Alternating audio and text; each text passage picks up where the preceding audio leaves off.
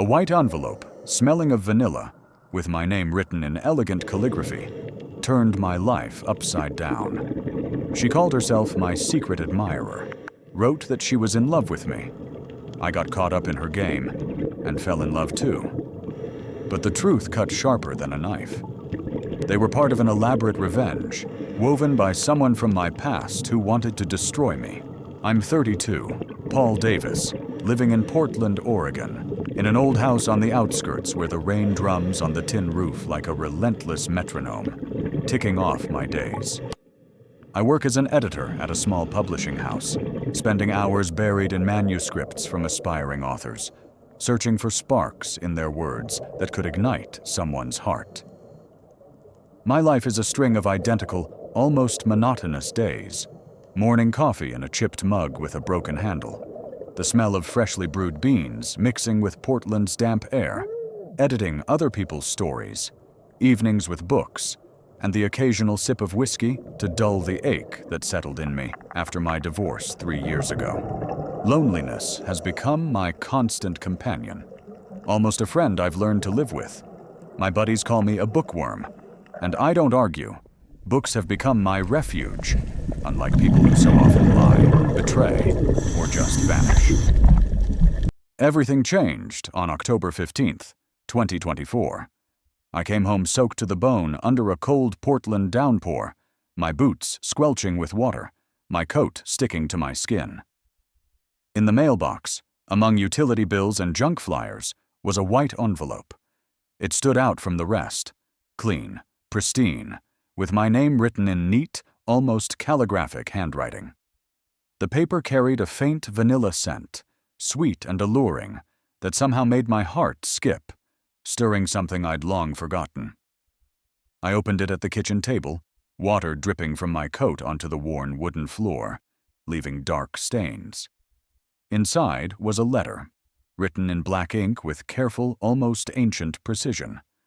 An unknown woman, calling herself my secret admirer, confessed she'd been watching me for a while. She wrote about my smile, my thoughtful eyes that she said haunted her. She proposed a game: write a reply and leave it in the mailbox at the corner of Maple Street and Fifth Avenue if I wanted to know who she was. I read that letter 10 times, standing in the dim kitchen under the faint glow of an old lamp. Each word sank into me, rekindling a hope I'd buried long ago. Who was this woman? How did she know where I lived? Why a letter, not a text, in 2025 when everyone's glued to their phones? Questions swirled in my head, but curiosity, mixed with an excitement I hadn't felt in years, burned stronger. My heart raced like I was a teenager falling for the idea of love. I sat down, grabbed my old pen, a gift from my dad, its engraving worn, and wrote a reply, trying to strike a balance between wit and restraint to not scare her off. Under the rain, in the dark, I left the letter in the mailbox, feeling like the hero of some old novel where love begins with mystery. My footsteps echoed on the wet pavement, streetlights reflected in puddles like stars, and rain streamed down my face, mingling with something that felt like hope. The next day, my letter was gone, replaced by a new envelope. I opened it with trembling fingers, my heart pounding. This letter was longer, filled with compliments that made my cheeks burn. She wrote about the books I loved: Catcher in the Rye, 100 Years of Solitude, the music in my earbuds, the little cafe on the corner where I sipped my morning Americano, staring out at passers-by. She knew me like she could read my thoughts, my habits, my soul. It was terrifying and mesmerizing all at once. At the end, there was a riddle. She called herself a shadow in my window, but not a reflection, and asked me to find a place where we could meet without seeing each other. I didn't sleep that night, racking my brain over the riddle. I combed through every corner of Portland in my mind, every park, every alley. By morning, I realized it was the park by the Willamette River, where benches hide behind weeping willows, creating secluded spots where you can be close but unseen. I wrote my reply, naming the place and dropped it in the mailbox, adrenaline pulsing through me. That's how our correspondence began, a game I dove into head first. Each letter was like a gift wrapped in mystery, a breath of air in my suffocating routine. I started calling her Mystery in my head, and with every day, she took up more space in my heart. I imagined her face, her voice, her laugh, and those images were so vivid, they felt almost real. I fell asleep thinking of her, and woke up hoping for a new letter waiting in the mailbox, like a promise of something more. 2 weeks later, life threw me a curveball that changed everything. It happened in a coffee shop on Burnside Street, on one of those rare sunny days when Portland sparkled like a fairy tale city. I went in for my Americano, breathing in the familiar smell of fresh coffee and warm pastries, when I heard a laugh, light, tinkling, like a bell. It cut through the cafe's hum and made me turn. At the counter was a girl ordering a latte. Her long chestnut hair flowed over her shoulders, her green eyes sparkled, and her smile warmed my chest like someone had lit a lamp inside me. I froze, my heart skipping a beat. Something pushed me to approach her, even though I'm not the type to chat up strangers. I mustered the courage, mumbled something about the weather, and soon we were talking like we'd known each other for years. Her name was Nicole, an artist who painted landscapes and portraits. Her passion for art like a fire, bright, contagious, warming. We talked for 2 hours, forgetting the time, our cold coffee on the table, the world outside. I left with her number and a feeling that life had finally smiled at me, giving me something real. We started hanging out. We walked through parks where leaves crunched underfoot, the air thick with damp and moss. We sat in cozy bars, smelling of hops and wood, talking about books, dreams, life. Nicole seemed perfect, smart, empathetic, with a sense of humor that had me laughing until my sides hurt. She finished my thoughts, looked at me in a way that made me forget my fears, my years of loneliness. Her touches, light, almost weightless, were like electric shocks, waking me up. I was drowning in her voice, her eyes, falling harder every day. She talked about her paintings, how she saw the world in colors and lines, and I listened, enchanted, imagining her painting sunsets over the Willamette. But one thing nagged at me. She never mentioned the letters. I tried dropping hints, asking if she liked writing by hand, but she'd laugh, brush it off, and change the subject like she didn't want to touch the mystery. I told myself she was shy about admitting she was mystery. It was a comforting thought, though a faint doubt stirred deep down, like a shadow flickering in the corner of a room. The letters kept coming, each with a new riddle, and I threw myself into solving them with almost obsessive zeal. One riddle told me to find a book hidden where time had stopped. I immediately thought of the old library on the edge of town, where the clock on the tower had frozen years ago, covered in rust and moss. I spent a whole day digging through dusty tomes, breathing in the smell of old paper and glue, until I found a battered copy of Wuthering Heights. Tucked between its pages was a note.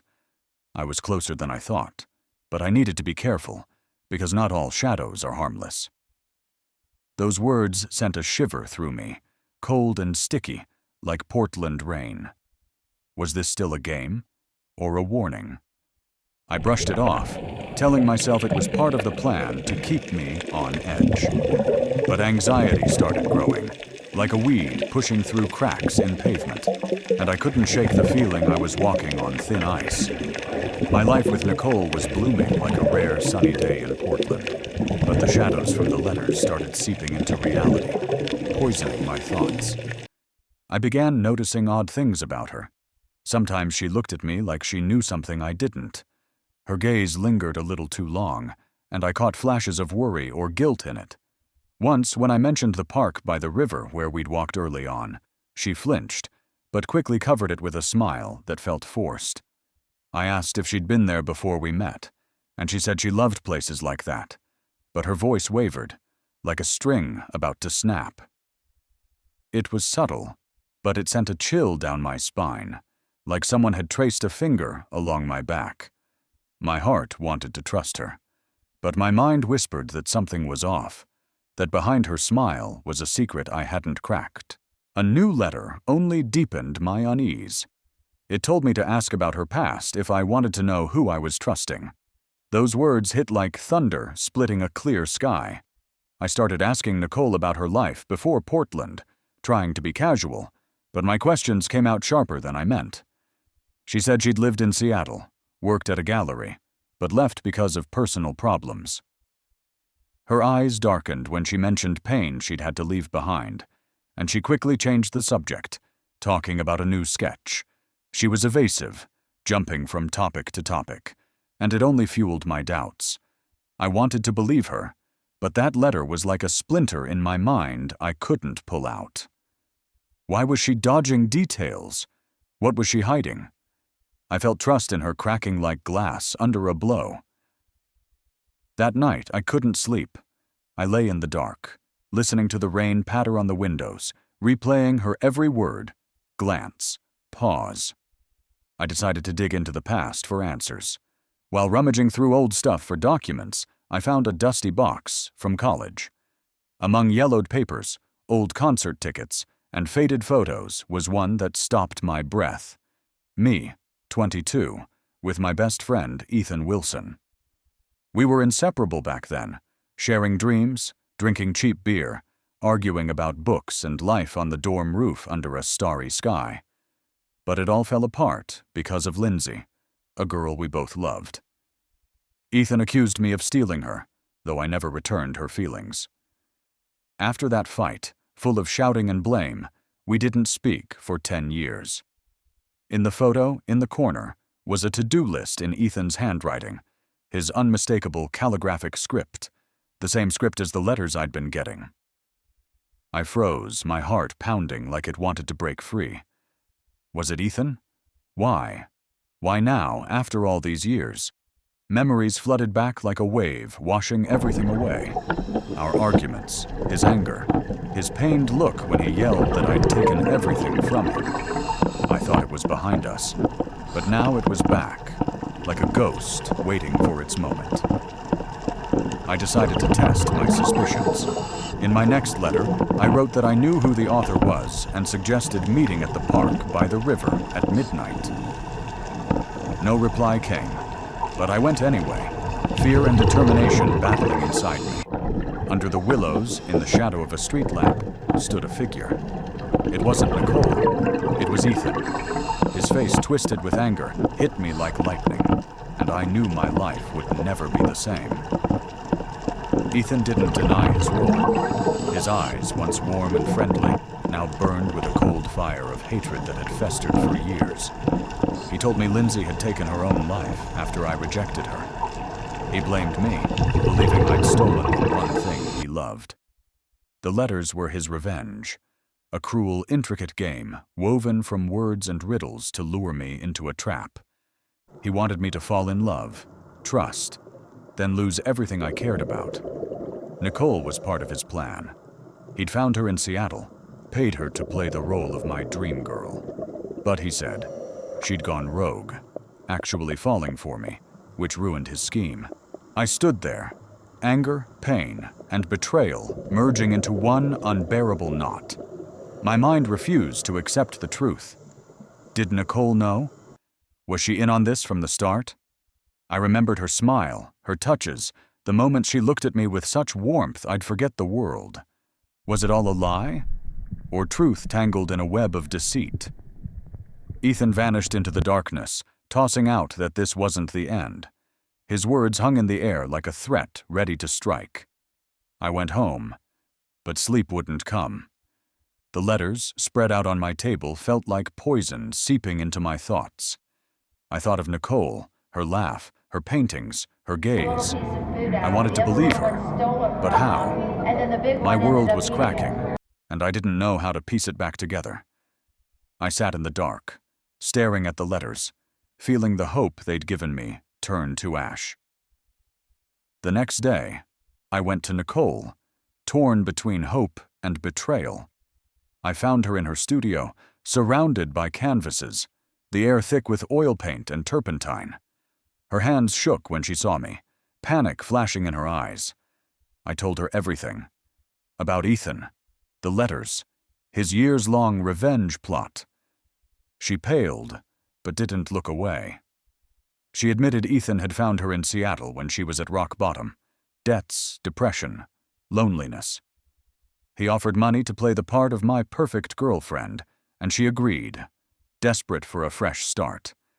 But her feelings for me, she swore, became real. She wanted to tell me the truth, but was terrified I'd hate her, that my love would turn to anger. I looked at her, my heart breaking. I wanted to hug her, tell her it'd be okay, but I also wanted to walk away forever. Why didn't she stop? Why not tell me sooner?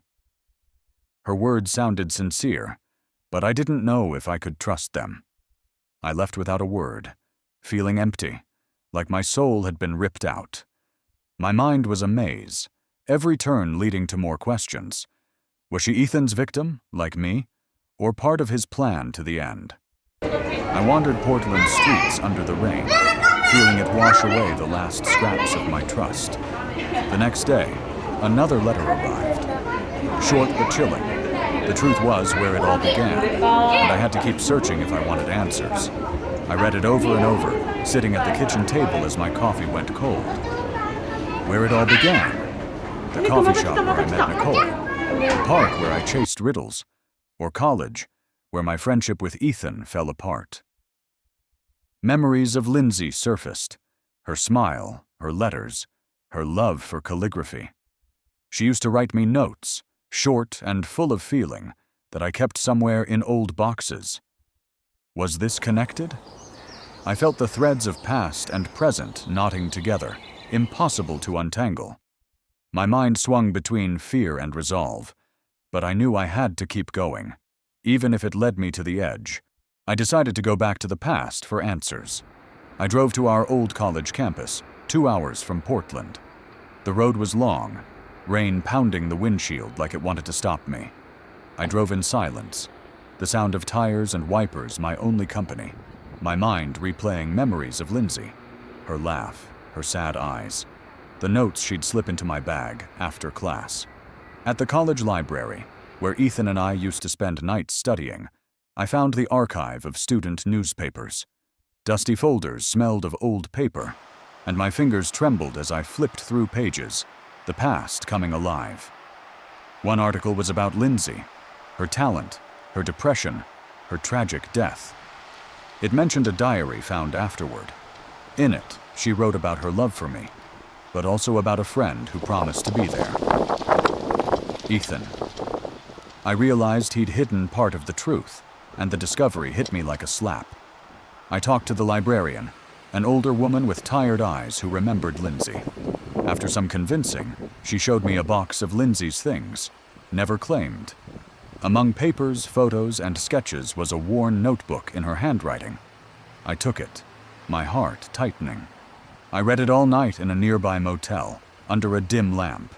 Every page was a knife to the heart. Lindsay wrote about her love for me, her fear of confessing, her hope I'd see her. But also about Ethan, how he manipulated her, promised help, but fed her despair, pushing her toward the edge. Her last entry said she couldn't go on, that I'd never know, and Ethan would never forgive. Her words echoed in my head, and I felt anger and pain merge into an unbearable torrent. I realized Ethan wasn't just blaming me, he was hiding his own guilt. He used her death to justify his revenge, but he was part of her tragedy. I wanted to find him, make him answer for everything, for her pain, for mine, for this chaos he'd created. But how? He'd vanished like a ghost, leaving only destruction. I went back to Nicole, hoping she knew more, but her studio was empty. The paintings were gone, her phone dead. I checked every gallery in town, showed her picture, asked anyone who might know something, but no one had seen her. She'd dissolved like smoke, and I started to suspect she knew more than she'd said. Was she Ethan's victim, like me, or in on it until the end. I didn't know, and that not knowing ate at me. I didn't give up, though every day felt like a fight with myself. Every morning, I checked the mailbox on Maple Street, hoping for a clue. One day there was an envelope, not from Ethan. Inside was a note, written in a hurried, almost sloppy hand. Nothing like Ethan's calligraphy. It said I had to stop searching, or I'd lose more than I already had. No signature, but I knew it wasn't Ethan. Someone else was watching me, and that thought made my heart clench with fear. My mind swung between paranoia and determination. Who was it? Nicole? Or someone I hadn't even considered? I started noticing things I'd missed before. A shadow flickering past my window late at night. A car parked too long on the corner, its windows tinted. My phone dying faster than usual, like someone was listening. Paranoia grew like mold in a damp basement. But I couldn't stop. I hired a private detective, an older guy with a tired gaze and a smoky voice, who promised to find Ethan. But all he found were old addresses, empty apartments, and records showing Ethan had left Portland a month ago. No trace. Nicole was gone too. Her name wasn't in any gallery or registry. She was like a ghost I'd loved and lost. And that loss was an open wound.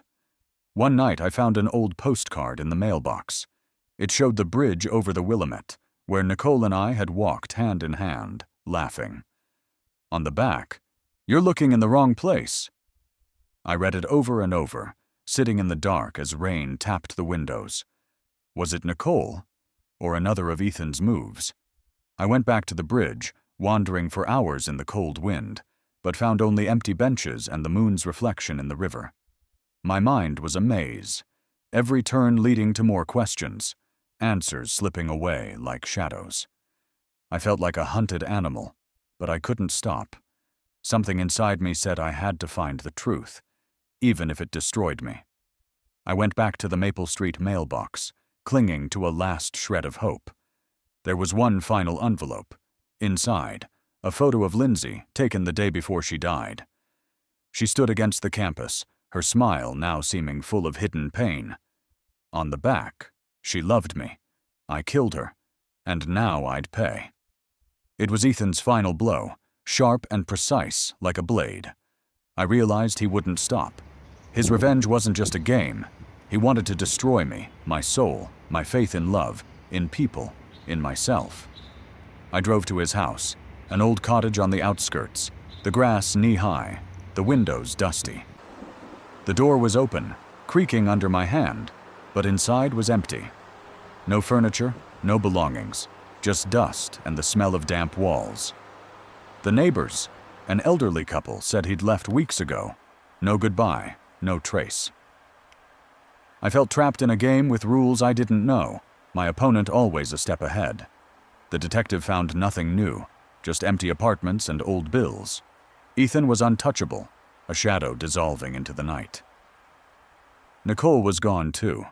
Her studio stood empty, like she'd never existed, like everything we had was just my imagination. A month later, a package arrived. No address, no signature. Inside, a painting, a portrait of me on a bench by the river, my gaze thoughtful. The style was unmistakable. Nicole's brushstrokes, colors, the soul in every line. On the back, a note. She was sorry. She couldn't stay, but her feelings were real. I stared at the painting for hours, tears burning my eyes. Her strokes were full of pain and love, and I didn't know what to do with it. I didn't know where she was, but that painting became my anchor, the only thing keeping me from falling into the abyss. I looked for her, called galleries, checked social media, asked everyone who might know something. But she was gone. Ethan, too, had vanished, like a ghost who'd finished his mission. 3 months later, I'm still in Portland, still editing books, but every day is a battle with myself. I don't know if Nicole's love was real. I don't know where Ethan is or what he's planning. But I know one thing. The love that started with a letter became a trap I might never escape. I hung the portrait on the wall above my desk, and every night I look at it, feeling the chaos still holds a spark of truth. Her brushstrokes, her colors, they speak to me, even if she's silent. They remind me of what I felt when it all began, when I believed in love. One night I got an anonymous message. Love is a game, and I lost. I didn't know who sent it, Ethan, Nicole, or someone else. It came from an unknown number, and my attempts to trace it led nowhere. But I won't give up. I'll keep searching for answers, even if it destroys me. Because despite the pain, despite the betrayal, I believe there's something real in this story.